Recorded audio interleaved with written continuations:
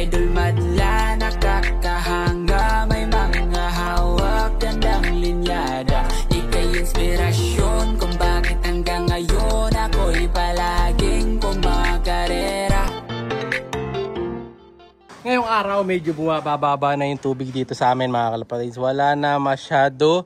So yung dating may tubig dito sa bahay namin dito, wala na. Ayan o. So nandito na yung tubig ngayon. So pag ito, nawala yung tubig dito sa isa na to, mas magandang resulta na. So ayan yung bakas o. So ayan yung dating may tubig. So halos 12 inches na yung nabawas. No? Isang ruler na yung nabawas. Kasi dati nagkakatubig dito eh. Ngayon, wala na. No? So ayun, lalabas na rin yung gulong ng buko doon. Malapit na, konti na lang. Tapos ito, tanaw na natin dito yung kulay mga kalapatids nung ating tulay. Ano? So all goods na. So magpapatoka muna ako. Actually, dapat kanina pa to, nakalimutan kong patokain sila wantay. So bababa tayo. Ayun, nakita niyo yung reflection ko, di ba? So baba muna tayo. Oops, dahan-dahan lang. Yan. So smooth na smooth dahil nakabota na tayo. Ito yung patokan nila. Yan. Parang nasira yung gawi dito eh. O lumambot. No? Kasi bumabalansin na ako ngayon dati. Hindi naman gumaganyan dito eh. No? Parang lumambot yung side na yun. Oh, dahan-dahan. Gutom na to. Nagwawala na sila mga kalapatids. Ang problema ngayon nga hindi ko na sila mailabas sa labas. Dahil mahaba na yung bagis ito, diba? Baka matakasan ako. So yung anak na lang muna nila tetry natin bago silang dalawa. Okay. Tapos ito yung patoka ko. Hanap lang ako ng ano, pwede pagsabitan. Yan, dito. Yan. Huwag kang bibigay, boy. 1 kilong patoka ang masasayang. Ayun yung isang anak niya nakakatayo na kasi parang nagabuluto. May mga natira silang patoka, ayun, yung mga natirang luma. Ibigay natin sa ano yan, sa mga itik. Sungit nung matapang din yung anak niya mga kalapatid. So, nanuno ka din. Kunin natin. Buksan. Isa pa. 3 ano kasi ito eh.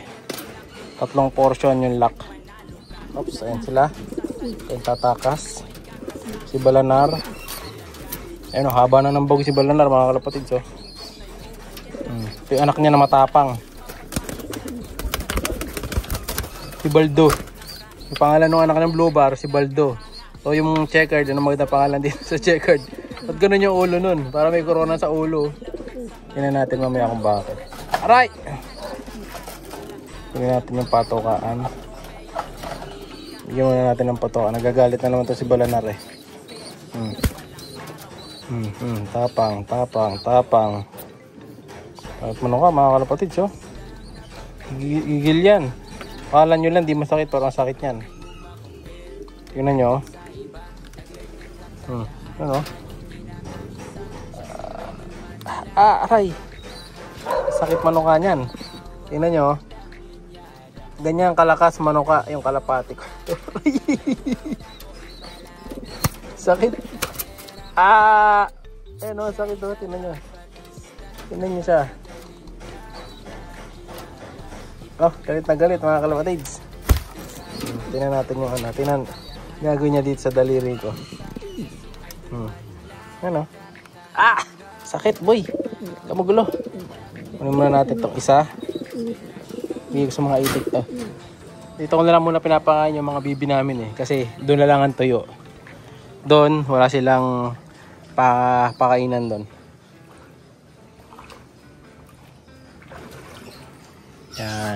Yan lang muna sila kakain. Hirap dito, baka maulog ako eh. No, so pag nawala na ng tubig mga kalapatid, dilipat na natin to, tatanggalin natin. Hanapan natin ng magandang pwesto to, hindi ko na kailangang bumaba. Baka idikit na lang dito yan. Sa pwesto na to. Or baka ilipat doon. Or dito sa pader na to. Pwede siguro dito lang sa pader. No? Para hindi tayo mahirapan dito sa pagpapatuka sa kanila. Hindi naman sila lumilipad. Tapang.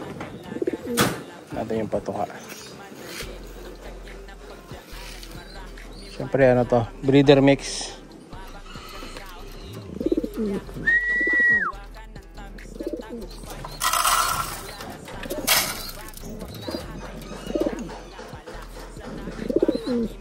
Okay na yan, okay na yan. Tubig naman.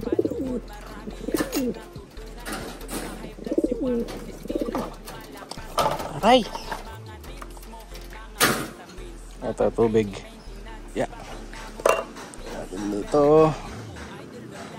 Kunin natin. Kuha tayong tubig. So, lumabas na rin yung kanal doon. So, bukas pwede ko na linisin tong kulungan dito. So nakababa yung tarapal natin ngayon kasi grabe lakas ng hangin.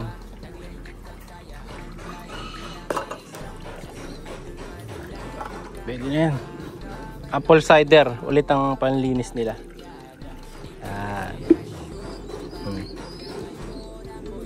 Pakain sa kulungan ni One Thai Bird. Hindi siya pwedeng labas dahil mahirapan akong maghabol o sakaling lumipad.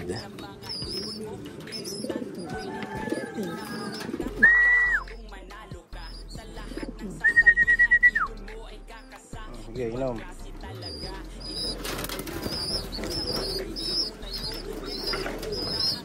Aray!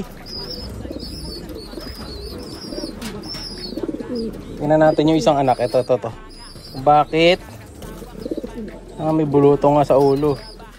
Ayun, may bulutong sa ulo tong isa. Ayan o. Pero sa paa wala naman. Doon lang sa part na yun. O, ayan o. Ganyan siya magsubo.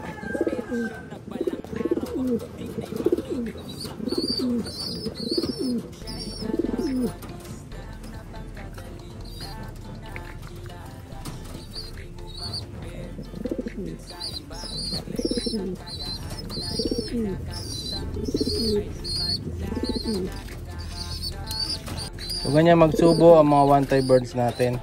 So isang clutch lang gagawin natin dito mga kalapatids. Hindi na tayo kukuha ng next clutch. Isa lang. Para hindi sila malaspag. Yung second egg nito, second clutch, ipapasiter natin.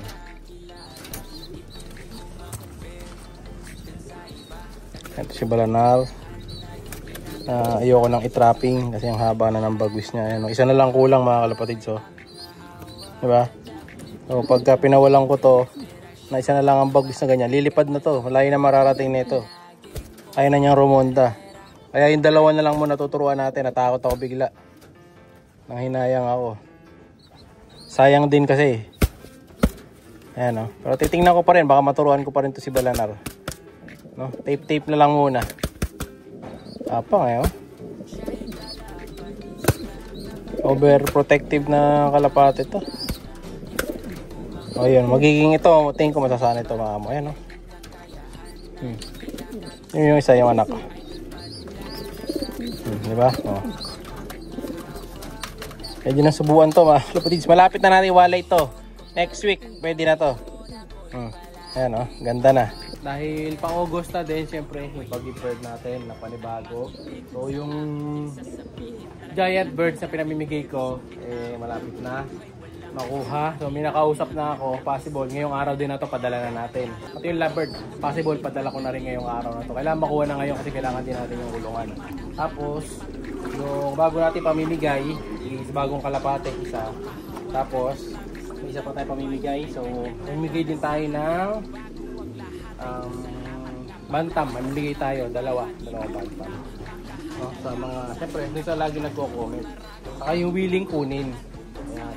So, ganun na lang. Yung mag-PPM, na nag-comment dito sa YouTube natin, tapos mag-PPM, yun ang bibigyan natin. Siyempre, kailangan yung nag-comment na yun, lagi nagko-comment din. Kasi kung minsan lang mag-comment, siyempre, mas priority natin na mabigyan yung madalas mag-comment. Kasi may nag-chat sa akin nakaraan. So, doon ko lang siya nagko-comment, pero yun nga, gusto daw niya makuha yung kalapate. Siyempre, mas priority natin yung iba na talagang matagal nang nagko-comment dito sa mga videos natin, di ba? Para fair sa lahat. No, siyempre, doon na tayo sa mga loyal natin. Kahit bago naman, pwede naman basta talaga lagi naman nagko-comment mga kalapati. Nakikita ko yan lahat. No? So kaya gusto nyo manalo, mga kalapati dito, comment lang kayo. Bukas, may panibago tayo pamimigay. Papakita ko yan. No? Like and subscribe. Ingat! Siya'y kalapatistang napakagaling na kinakilala.